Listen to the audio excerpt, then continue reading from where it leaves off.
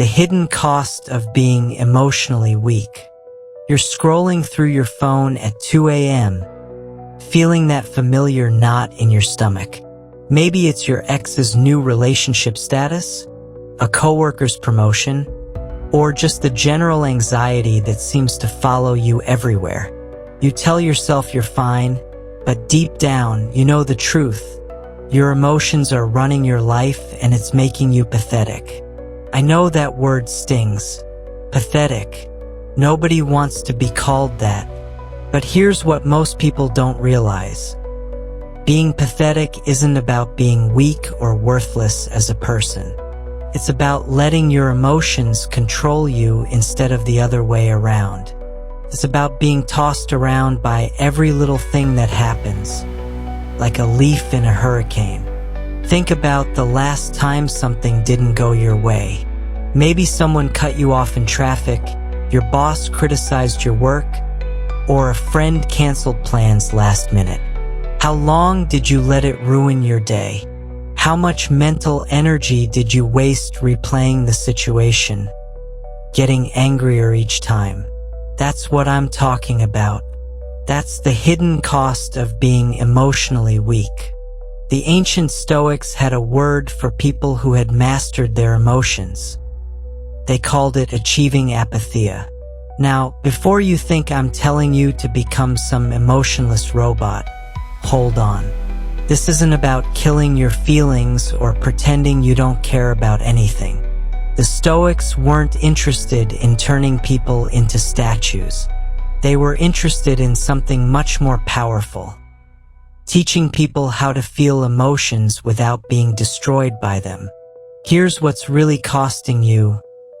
Every minute you spend in emotional chaos is a minute you're not living your actual life. While you're busy being upset about what someone said, anxious about what might happen tomorrow, or bitter about what happened yesterday, life is passing you by. Your relationships suffer. Your work suffers. Your health suffers. Most importantly, your peace of mind is completely shot. The good news? You don't have to stay this way. Over the next 7 sections, I'm going to share ancient secrets that have helped everyone from Roman emperors to modern CEOs take control of their emotional lives. These aren't feel-good platitudes or empty self-help slogans. These are battle-tested strategies that work in real life, whether you're dealing with a difficult divorce, a toxic workplace, or just the everyday stress of modern living. We'll explore why your emotions seem to have so much power over you, the shocking truth about what the Stoics really taught about feelings, and the specific mental traps that keep you stuck in emotional chaos. More importantly, you'll learn practical techniques you can start using today to build unshakable inner strength. This isn't about becoming perfect or never feeling upset again. It's about something much better. Becoming the kind of person who can handle whatever life throws at them without falling apart. It's about building real emotional strength that nobody can take away from you. Ready to stop being pathetic? Let's dive in. 1. Why your emotions control you and how to take back power. Let's start with an uncomfortable truth. You're not in charge of your life. Your emotions are. Every time you snap at your kids because work stressed you out, every time you can't sleep because you're replaying an argument, every time you avoid opportunities because you're afraid of rejection, that's your emotions calling the shots. And here's the kicker. You've been trained since birth to think this is normal.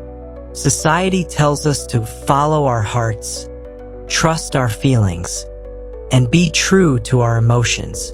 But what if I told you this advice is making you miserable? What if the very thing you think makes you human, your emotional reactions, is actually what's making you pathetic in the truest sense of the word? The ancient Stoics understood something we've forgotten. There's a massive difference between having emotions and being controlled by them. Marcus Aurelius, who wasn't just some philosopher in an ivory tower but the most powerful man in Rome, dealing with plagues, wars, and betrayals, wrote, "You have power over your mind, not outside events. Realize this, and you will find strength. Consider this scenario. 2 people get laid off from the same company on the same day. Person spirals into depression, spends weeks in bed, lashes out at family members, and develops a drinking problem. Person B feels the initial shock, acknowledges the difficulty, and then immediately starts updating their resume and reaching out to contacts. Same external event, completely different outcomes. Why? Because person A believes their emotional reaction is justified and inevitable, while person B understands that their response is a choice. This isn't about positive thinking or pretending bad things don't happen. It's about recognizing a fundamental truth that can transform your life. External events are neutral. It's our judgments about them that create our emotional suffering. The Stoics called this the dichotomy of control, and it's the master key to emotional freedom. Here's what's actually within your control: your judgments, your decisions, your actions, your responses, your effort, and your attitude. That's it. Everything else, other people's actions, the weather, the economy, your past, your genetics, whether people like you, all of that is outside your control. Yet where do we spend 90% of our emotional energy? Obsessing over things we can't control. Think about your last emotional meltdown. Maybe someone criticized you on social media. The comment itself is just pixels on a screen, neutral data. But your mind immediately created a story. This person disrespected me. They think I'm stupid. Everyone's probably laughing at me. I need to defend myself. Before you know it, you're in a full-blown emotional spiral, crafting the perfect comeback at 3 a.m., your heart racing with indignation. But what if you could see that criticism differently? What if, like Marcus Aurelius advised, you could strip away your judgment and see it for what it really is, just someone's opinion, which they're entitled to have, and which has zero actual power over your life unless you give it that power. This is why most people remain emotionally pathetic their entire lives. They're like puppets with 1,000 strings, each one connected to something external. Your boss's mood controls your day. Traffic controls your temper. Your ex's Instagram controls your self-worth. The news controls your anxiety. You've handed over the remote control of your emotional state to everyone and everything except the one person who should have it: you. The Stoics taught that this emotional slavery comes from a fundamental error in thinking. We believe that external things are good or bad in themselves. We think money is good and poverty is bad. Health is good, sickness is bad. Praise is good, criticism is bad. But these are just preferences we've been conditioned to have. In reality, these things are what the Stoics called indifference. They're neither good nor bad in themselves. What makes them good or bad is how we respond to them. Epictetus, who knew something about difficult circumstances, having been born a slave, put it bluntly: it's not things themselves that disturb us, but our judgments about those things. This isn't a philosophical word game. This is practical psychology that works in real life. When you truly understand that your emotions are created by your judgments, not by external events, everything changes. That person who cut you off in traffic, they didn't make you angry. Your judgment that they shouldn't have done that made you angry.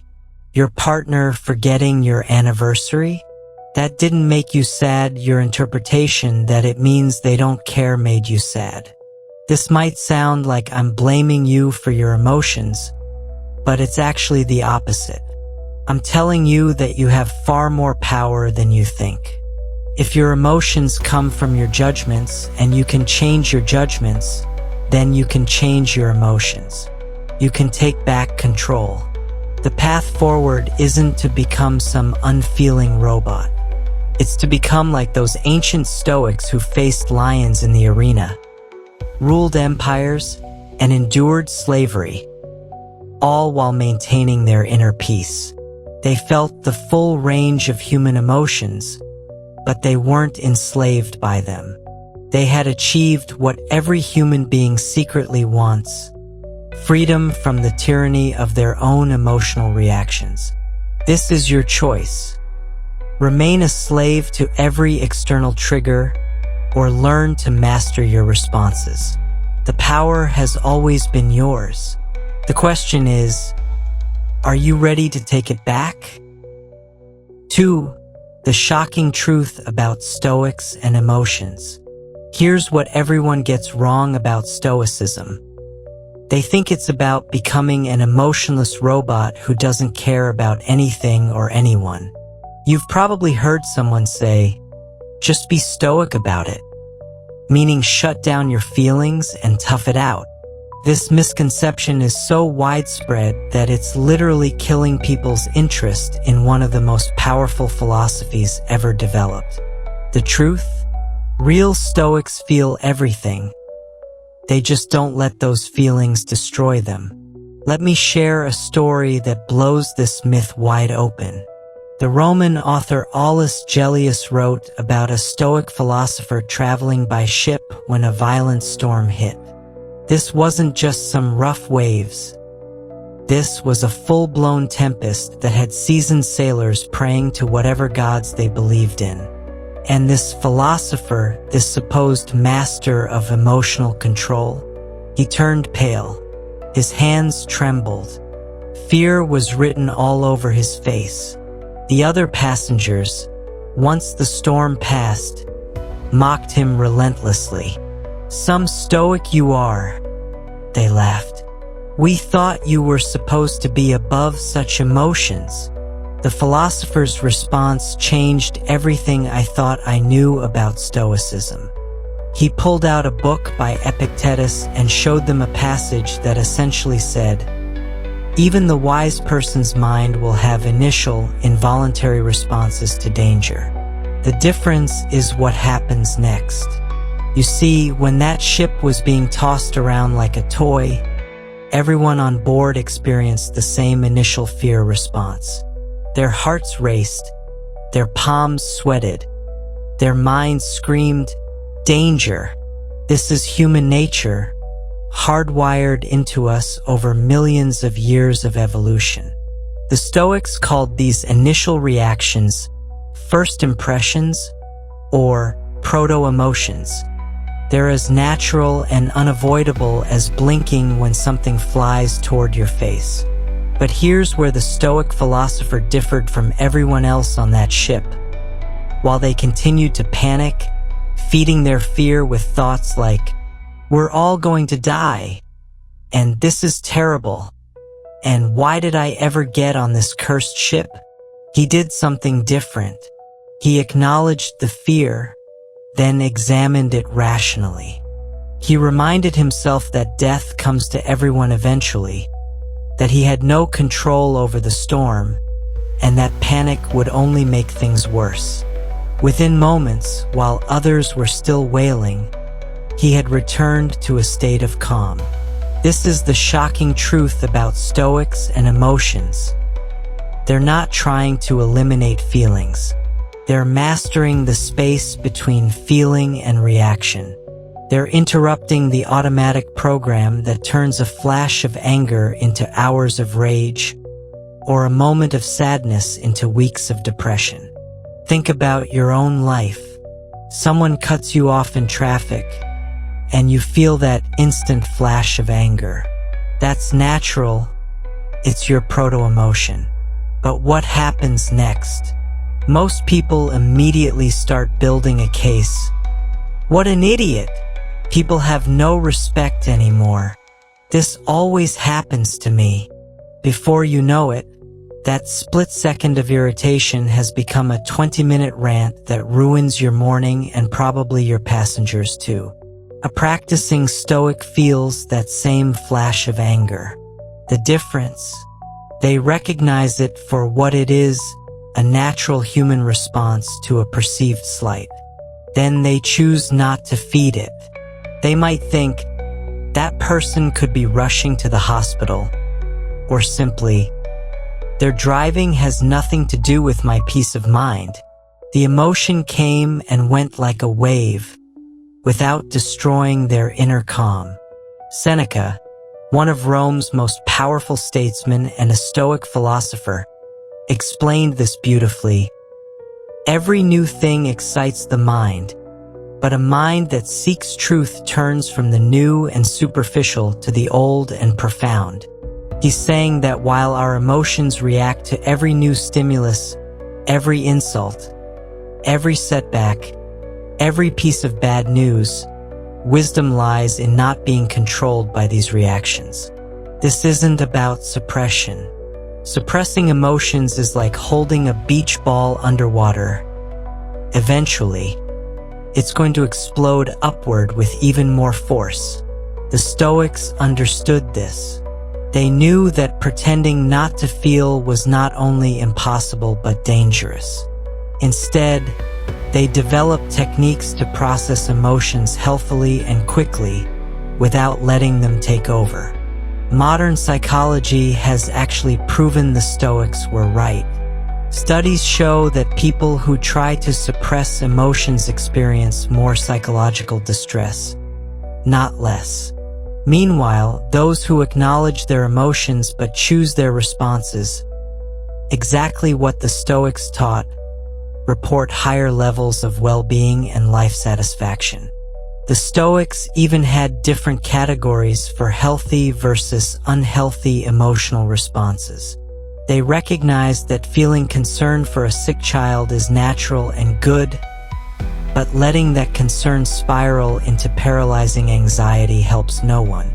They understood that feeling disappointed when you don't get a promotion is human, but allowing that disappointment to fester into bitter resentment only poisons your own life. Marcus Aurelius, writing in his personal journal while managing an empire and fighting wars, revealed the deeply human side of Stoicism. Be like the rocky headland on which the waves constantly break. It stands firm, and round it the seething waters are laid to rest. Notice he doesn't say the waves stop coming. The emotions, the challenges, the first impressions, they keep hitting us. The goal isn't to stop the waves, but to remain stable despite them. This is why Stoicism has survived for over 2,000 years, while countless other philosophies have faded away. It's not asking you to do the impossible, to stop feeling. It's teaching you to do something entirely achievable, to feel without being overwhelmed, to experience emotions without becoming their slave, to be fully human while maintaining your inner strength. The real Stoics laughed, cried, felt fear, experienced joy, and loved deeply. They just didn't let these emotions run their lives. They had discovered something remarkable. You can feel everything and still maintain your peace of mind. That's not emotional death. That's emotional mastery. 3. Initial reactions versus emotional spirals, the 30-second rule. Imagine this, you're at home after a long day when you discover your partner has been cheating. Your body goes cold. Your hands shake. Your mind races. In that first moment, you're experiencing what the Stoics called a proto-emotion, an initial, involuntary reaction that hits before your rational mind can even process what's happening. This reaction is universal, automatic, and completely natural. But what happens in the next 30 seconds will determine whether you maintain your dignity and power or spiral into months of destructive behavior. This is the critical distinction that can change your entire life, the difference between initial reactions and emotional spirals. The Stoics discovered this truth over 2,000 years ago, and modern neuroscience has confirmed it. You have approximately 30 seconds between an initial emotional hit and the point where your rational mind can intervene. Miss this window and you're on an emotional roller coaster. Catch it and you maintain control. Seneca explained this phenomenon with remarkable clarity. None of these things which casually influence the mind deserve to be called passions. The mind, if I may so express it, rather suffers passions to act upon itself than forms them. A passion, therefore, consists not in being affected by the sights which are presented to us, but in giving way to our feelings and following up these chance promptings. Let me translate that into modern terms. Feeling something is not the problem. The problem is when we grab onto that feeling and run with it, building an entire narrative around it, feeding it with our thoughts until it becomes a monster that devours our peace of mind. Take the cheating partner scenario. The initial shock, hurt, and anger? Totally natural. Anyone would feel that. But here's where most people go wrong. Instead of recognizing these as natural first impressions, they immediately start building a case. How could they do this to me? I gave them everything. My whole life is ruined. I'll never trust anyone again. I'm such a fool. Each thought adds fuel to the emotional fire until they're completely consumed. But what if, in those crucial 30 seconds, you could interrupt this process? What if you could think, I'm feeling intense pain right now. This is natural. Anyone would feel this way. But before I react, let me breathe. Let me remember that their actions reflect on them, not on my worth. Let me consider my next move from a place of strength, not from this raw wound. This isn't about being cold or unfeeling. It's about giving yourself the gift of space between stimulus and response. Viktor Frankl, a Holocaust survivor who certainly knew about extreme emotional challenges, put it this way: between stimulus and response there is a space. In that space is our power to choose our response. In our response lies our growth and our freedom. The 30-second rule works because of how our brains are wired. When we encounter an emotional trigger, our amygdala, the brain's alarm system, fires immediately. This happens in milliseconds before our prefrontal cortex, the rational thinking part, can even get involved. But here's the key: if we can avoid feeding that initial reaction with inflammatory thoughts, the prefrontal cortex comes back online within about 30 seconds. This is your window of opportunity. Consider a workplace example. Your boss publicly criticizes your work in front of the entire team. The initial flash of humiliation and anger hits you like a punch to the gut. Your face burns, your heart pounds. That's your proto-emotion, and there's nothing wrong with it. It's what makes you human. But now the clock starts ticking. You have 30 seconds. Most people immediately launch into an internal dialogue. How dare she embarrass me like that? She has no idea how hard I work. This is so unfair. Everyone must think I'm incompetent now. Before they know it, they're either lashing out defensively or shutting down completely, both of which make the situation worse. The Stoic approach? Feel that initial sting fully, don't pretend it doesn't hurt. But then, in those crucial seconds, shift your thinking. Okay, that was uncomfortable. But is there truth in the feedback? If so, I can learn from it. If not, her opinion doesn't define my worth. Either way, how I respond right now will determine whether this becomes a growth opportunity or a career disaster. Epictetus taught his students about this critical moment of choice. When confronted with the example of a man whose wife cheated on him, he didn't say the man shouldn't feel hurt. Instead, he focused on what happens after that initial pain. Does the man choose to wallow in thoughts like, this shouldn't have happened to me? Or does he accept reality as it is and decide his next actions from a place of wisdom rather than wounded emotion? The beauty of the 30-second rule is that it's completely practical. You don't need years of meditation practice or a philosophy degree. You just need to remember, when that emotional hit comes, and it will come multiple times every day, you have a choice. You can follow that proto-emotion down the rabbit hole of an emotional spiral, or you can pause, breathe, and choose your response.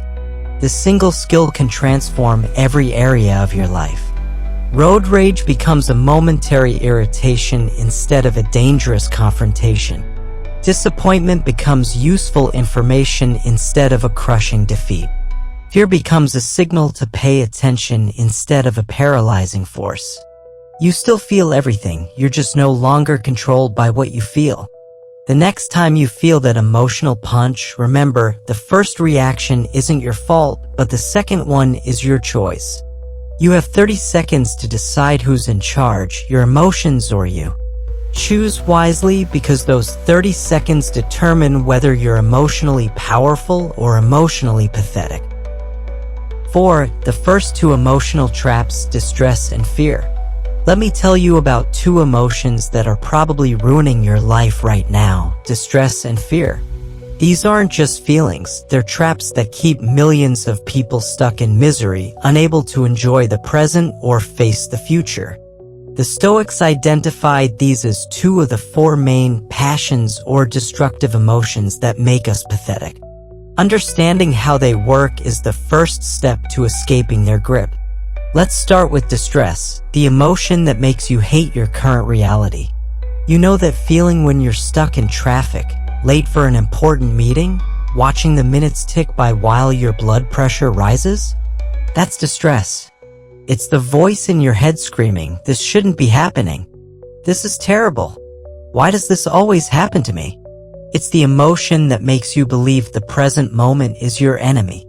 The Stoics define distress as an irrational reaction to what's happening right now, coming from the opinion that what's happening is terrible and shouldn't be happening. But here's the thing, the traffic isn't terrible. It just is. Your opinion that it's terrible is what creates the suffering. The traffic is just cars moving slowly. The distress is all yours. Consider the story of Epictetus, who died from a kidney stone, one of the most painful conditions imaginable. While most people would be writhing in agony and cursing their fate, Epictetus remained cheerful. In a letter to a friend on his deathbed, he wrote about the happy day he was having, focusing on pleasant memories and philosophical conversations. Same physical pain, completely different emotional experience. Why? Because he didn't add the opinion, "This shouldn't be happening," to his pain. Modern life gives us endless opportunities for distress. Your Wi-Fi goes down during an important video call. Your flight gets delayed. Your coffee order is wrong. Your kids won't stop fighting. Each of these moments presents a choice. Will you fall into the trap of distress by insisting reality should be different, or will you accept what is and work with it? Marcus Aurelius, dealing with plagues, wars, and treacherous politicians, wrote, "Confine yourself to the present." He understood that distress comes from rejecting the present moment, from believing that things should be other than they are. But the present moment is the only reality we have. Fighting it is like punching water, exhausting and pointless. The second trap, fear, is even more insidious because it makes you suffer twice, once in your imagination and again if the thing you fear actually happens. Fear is the emotion that keeps you awake at night, running through worst-case scenarios. It's what makes you avoid taking risks, speaking up, or pursuing your dreams. It's distress projected into the future. Seneca wrote one of the most powerful passages about fear in a letter to his friend Lucilius. "There are more things, Lucilius, likely to frighten us than there are to crush us. We suffer more often in imagination than in reality." Think about that. How many hours of your life have you wasted fearing things that never happened? How many opportunities have you missed because you were afraid of outcomes that existed only in your mind? I once knew a woman who spent 3 months in absolute terror after finding a small lump. She couldn't sleep, couldn't eat, couldn't focus on anything except her fear of cancer. She planned her funeral, worried about her kids growing up without her, and basically lived as if she were already dying. When she finally got tested, it was a harmless cyst. She had suffered 3 months of agony for nothing. The fear was more destructive than any actual illness. This is what fear does. It makes us live through disasters that haven't happened and probably never will. It's anticipatory anxiety at its worst.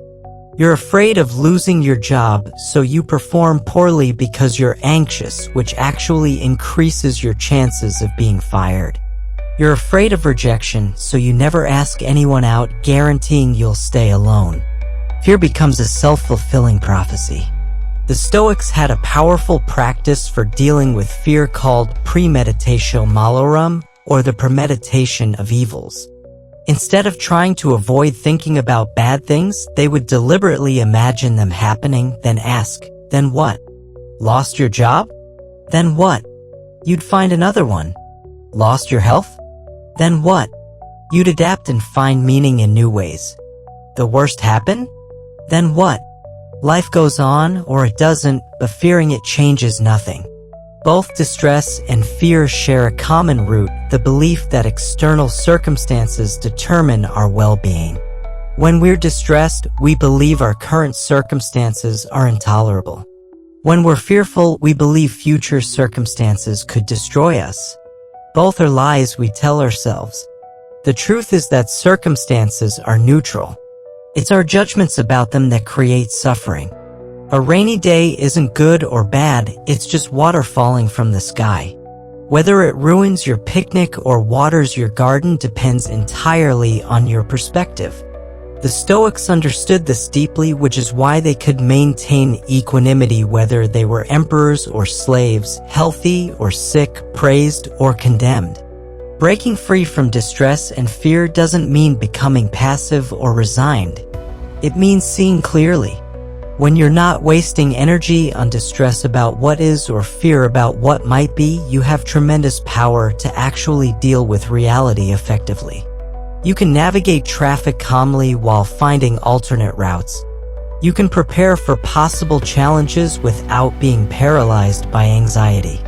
These emotional traps have probably stolen years of your life already. But it doesn't have to continue. Every moment offers a new choice. Fall into the trap of distress and fear, or see reality clearly and respond wisely. The choice is always yours. 5. The second two emotional traps, lust and toxic pleasure.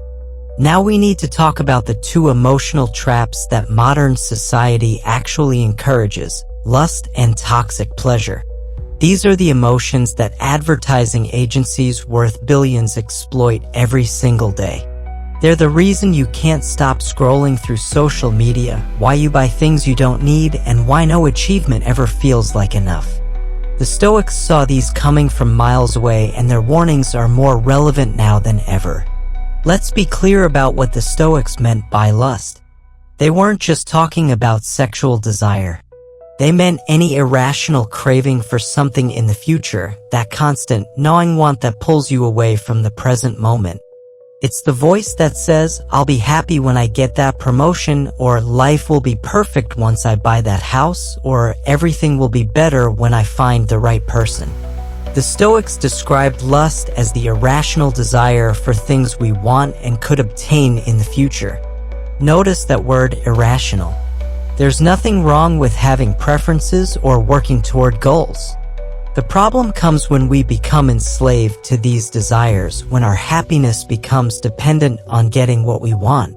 Picture this modern scenario. You're at a restaurant with friends, having a great time, when someone at the next table gets served an incredible-looking dish. Suddenly, your perfectly good meal seems inadequate. You spend the rest of dinner thinking about that other dish, maybe even order it next time, only to see someone else with something that looks even better. This is lust in action, the endless chase for the next thing, the better thing, the thing that will finally satisfy you. Seneca, who knew both extreme wealth and poverty in his lifetime, understood this trap perfectly. Every new thing excites the mind, but a mind that seeks truth turns from the new and superficial to the old and profound. He also wrote, "But among the worst cases I count also those who give their time to nothing but drink and lust, for these are the most shameful preoccupations of all." Social media has turned lust into an art form. You see someone's vacation photos and suddenly your life feels boring. You see their new car and yours looks like junk. You see their seemingly perfect relationship and wonder what's wrong with yours.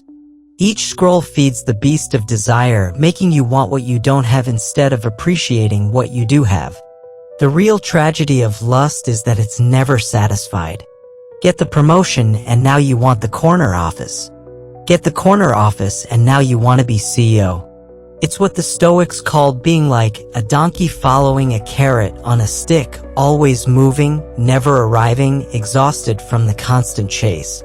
Which brings us to toxic pleasure, or what the Stoics called delight, the irrational enjoyment of something in the present. Now, you might be thinking, what's wrong with enjoying things? Nothing if it's rational enjoyment.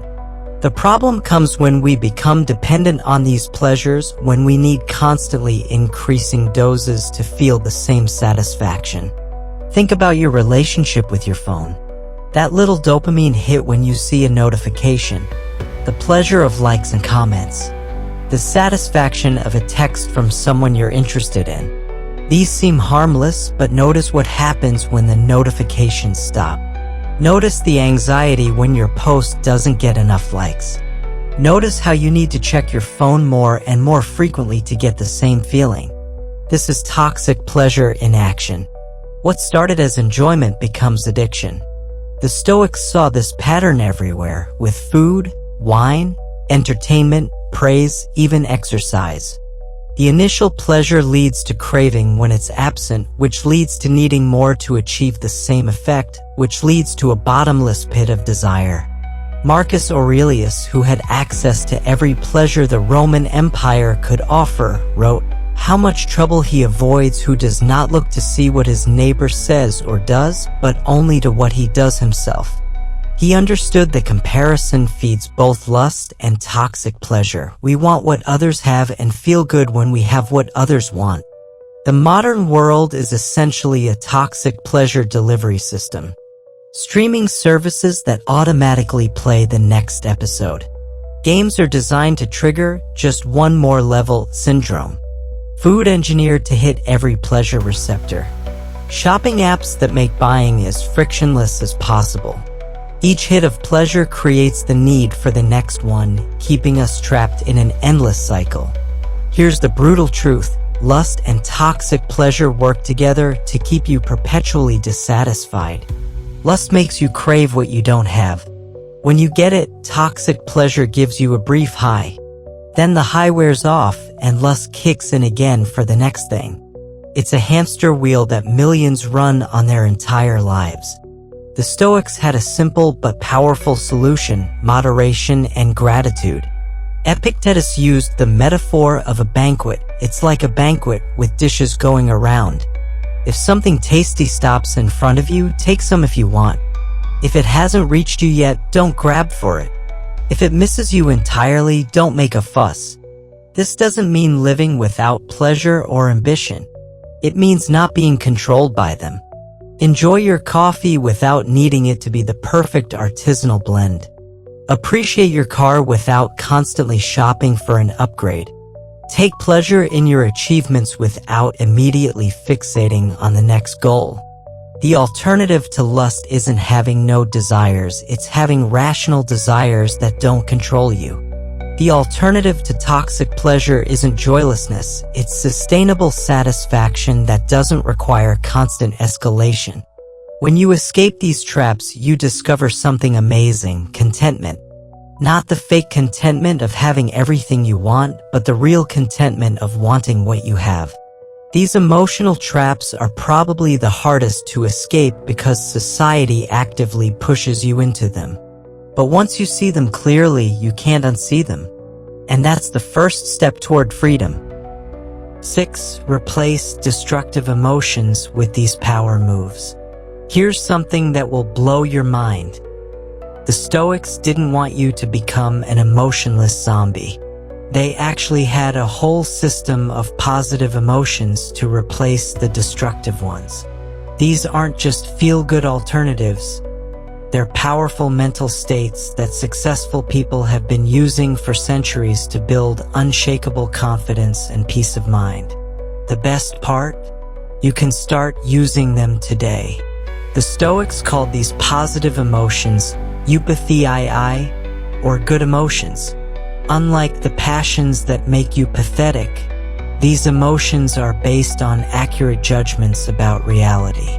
They're moderate, sustainable, and actually make your life better instead of worse. Think of them as emotional upgrades. Same situations, better responses, radically different outcomes. Let's start with the first power move: replacing lust with wish. Remember, lust is that desperate, needy craving for something in the future. It's the feeling that you must have something or your life will be incomplete. Wish, on the other hand, is a rational preference. It's saying, I'd like this to happen, and I'll work toward it, but my well-being doesn't depend on it. Imagine you're single and wanting a relationship. Lust says, I need to find someone. I can't be happy alone. Every day without a partner is wasted. I'll do anything to not be single anymore. This desperation is not only unattractive, it leads to bad decisions, settling for incompatible partners, and constant anxiety. Wish says, I'd enjoy having a loving relationship, and I'm open to meeting someone compatible. Meanwhile, I'm building a life I love, developing myself, and enjoying my friendships. If I meet someone great, wonderful. If not, I'm still living a fulfilling life. See the difference? Same desire, completely different energy. One makes you desperate and pathetic, the other makes you attractive and confident. The second power move is replacing delight with joy. Delight, remember, is that addictive pleasure that always needs more. It's the sugar high that leads to a crash. Joy, by contrast, is a steady, rational appreciation of genuine goods in your life. It doesn't require constant stimulation or comparison to others. Here's a practical example. You get a promotion at work.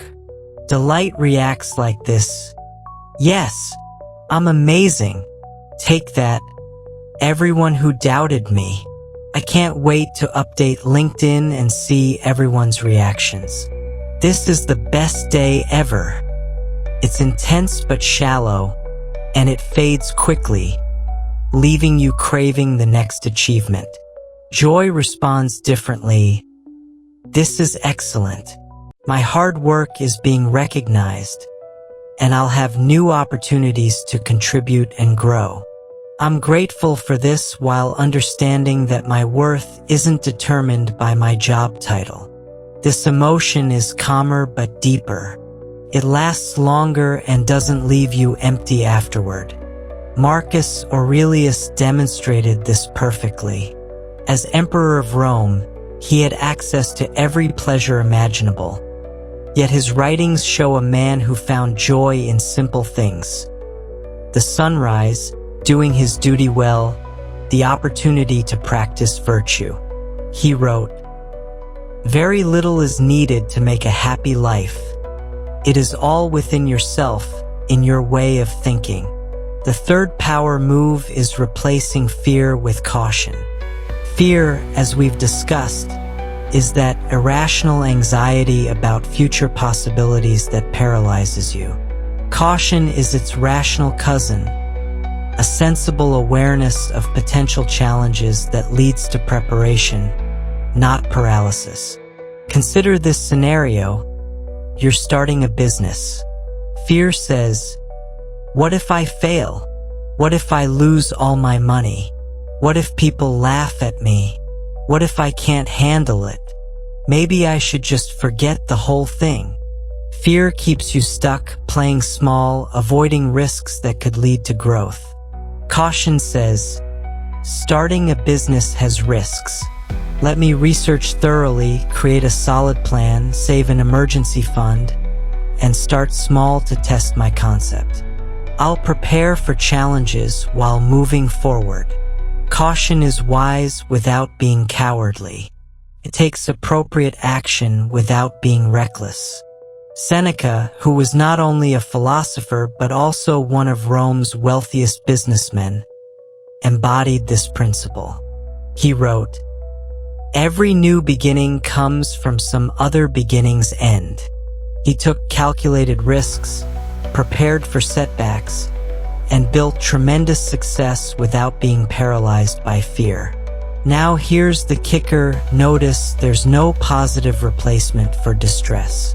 The Stoics didn't think there was any rational reason to be upset about the present moment. This might seem harsh, but think about it. If something can be changed, change it. If it can't be changed, accepting it is the only rational response. There's no scenario where distress actually helps. This doesn't mean you can't feel sadness or disappointment. These are natural human responses. But the Stoics distinguished between natural grief, like mourning a loss, and chosen distress, like staying angry about traffic. One is part of being human. The other is optional suffering.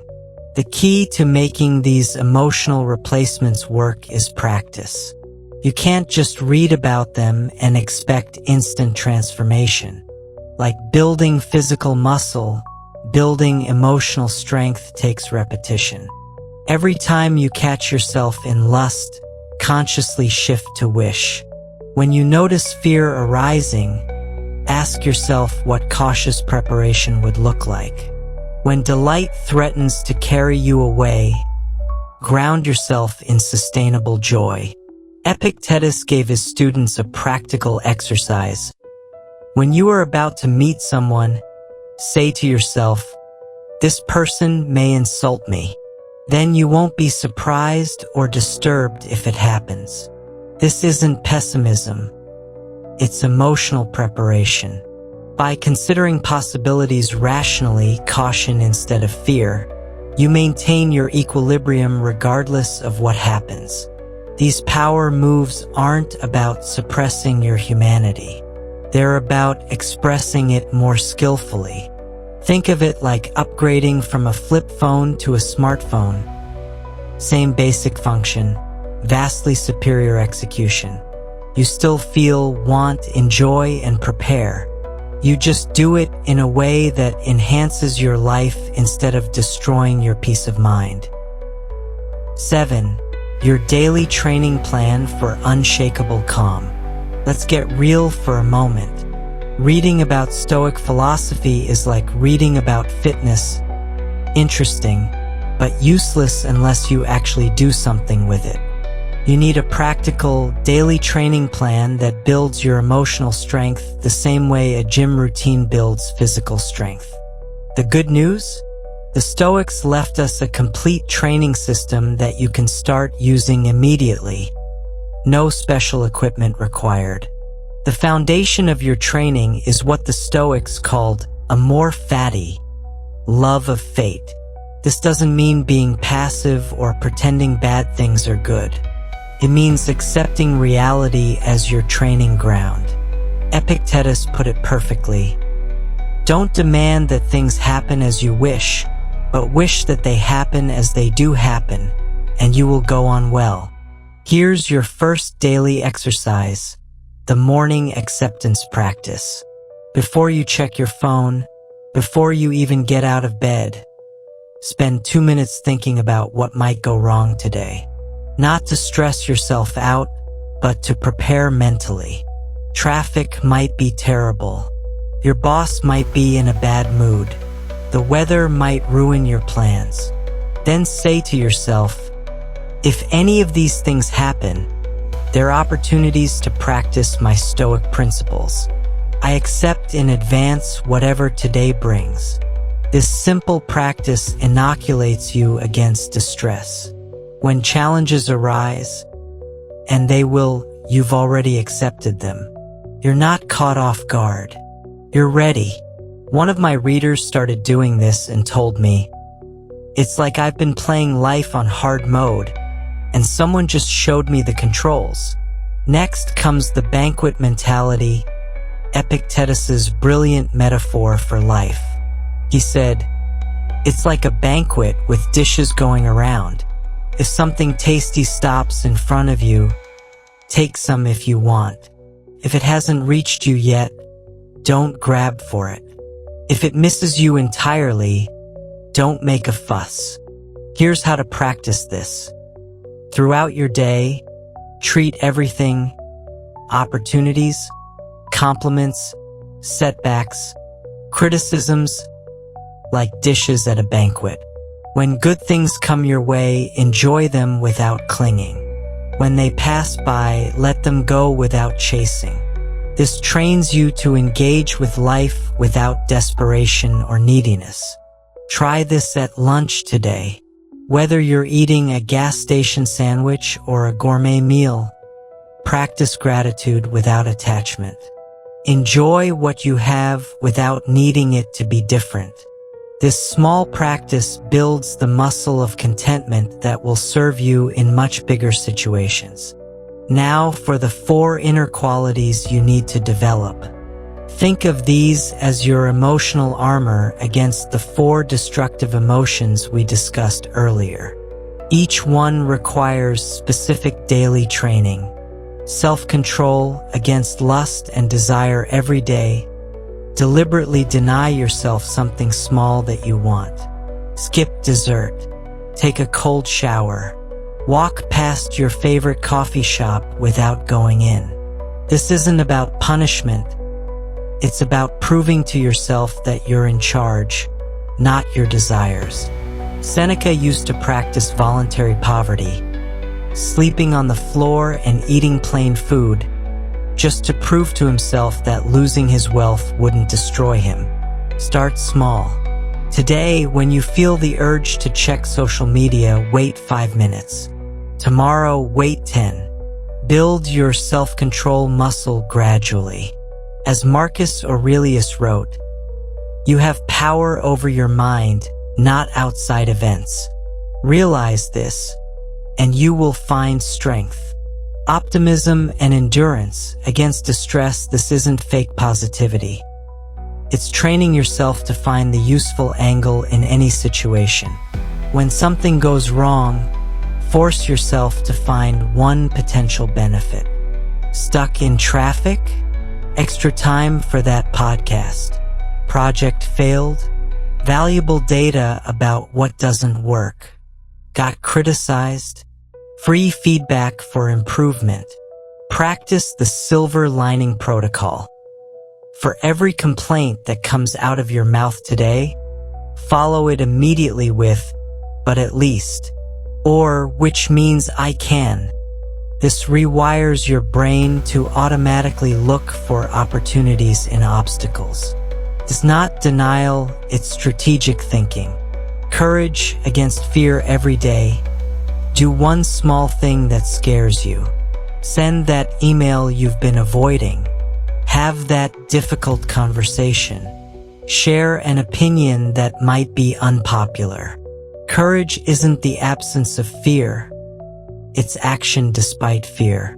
The Stoics had a practice called premeditatio malorum, imagining loss or setback in advance. Spend 5 minutes visualizing something you fear happening. Then ask, "Then what?" Keep going until you realize that even your worst-case scenario is survivable. This isn't morbid, it's liberating. As Seneca said, "What is quite unlooked for is more crushing in its effect, and unexpectedness adds to the weight of a disaster." Compassion against difficult people. This is your secret weapon for dealing with jerks, idiots, and energy vampires. Marcus Aurelius, dealing with backstabbing politicians and incompetent generals, wrote, "Begin each day by telling yourself, 'Today I shall be meeting with interference.' ingratitude, insolence, disloyalty, ill will, and selfishness. But here's the twist. He didn't write this to become cynical. He wrote it to prepare himself to respond with compassion rather than anger. Your practice. When someone irritates you today, immediately think of one possible reason for their behavior that has nothing to do with you. Maybe they're scared, hurt, or dealing with something you can't see. This doesn't excuse bad behavior, but it frees you from taking it personally. The ultimate daily practice is the evening reflection. Before bed, review your day through the Stoic lens. Where did you fall into emotional traps? Where did you respond wisely? Don't judge yourself harshly. This isn't about perfection. It's about progress. As Epictetus taught, every day and night keep thoughts like these at hand. Write them, read them, talk about them to yourself and others. Remember, this training isn't about becoming perfect. It's about becoming unshakable. Every day you practice, you're building emotional resilience that no one can take away from you. Start with just one exercise today. Add another next week. Within a month, you'll notice the difference. Within a year, you'll be a different person. Someone who faces life's challenges with calm confidence instead of chaotic reactions. Your pathetic days are numbered. Your training starts now.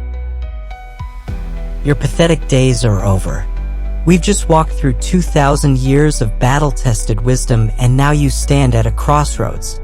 You can close this video, nod thoughtfully, maybe save it to watch later, and go back to being controlled by every random emotion that hits you. Or you can decide right now that your pathetic days are over. Let's recap what you've discovered.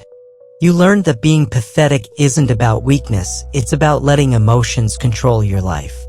You discovered that Stoics aren't emotionless robots, but masters of the space between feeling and reaction. You now understand the crucial difference between initial reactions and emotional spirals, and you have the 30-second rule to interrupt destructive patterns. You can identify the 4 emotional traps: distress that makes you hate the present, fear that makes you dread the future, lust that keeps you chasing what you don't have, and toxic pleasure that turns joy into addiction. More importantly, you know the power moves to replace them: wish instead of desperate want, sustainable joy instead of addictive delight, and wise caution instead of paralyzing fear. You have a complete daily training plan: morning acceptance practice, the banquet mentality, and specific exercises to build self-control, optimism, courage, and compassion. You have everything you need to transform from someone who's pushed around by emotions to someone who responds to life with unshakable calm. But here's the truth: information without action is just entertainment. The Stoics didn't develop these practices to impress people at dinner parties. They used them to face real challenges: wars, betrayals, illness, loss. They proved these techniques work not in comfortable seminar rooms, but in the arena of life. Your arena is waiting. Maybe it's a toxic workplace, a difficult relationship, financial stress, or just the general anxiety of modern life. Whatever challenges you face, you now have tools that emperors and slaves, warriors and merchants have used to maintain their peace of mind in situations far worse than yours. The question is, will you use them? Will you start tomorrow morning with the acceptance practice? Will you catch yourself in that 30-second window between reaction and response? Will you choose wish over lust, joy over delight, caution over fear? Will you build your emotional strength day by day until nothing can shake your inner calm? If this video resonated with you, if you're ready to stop being emotionally pathetic and start living with Stoic strength, then you're exactly who the Stoic Viva channel is for.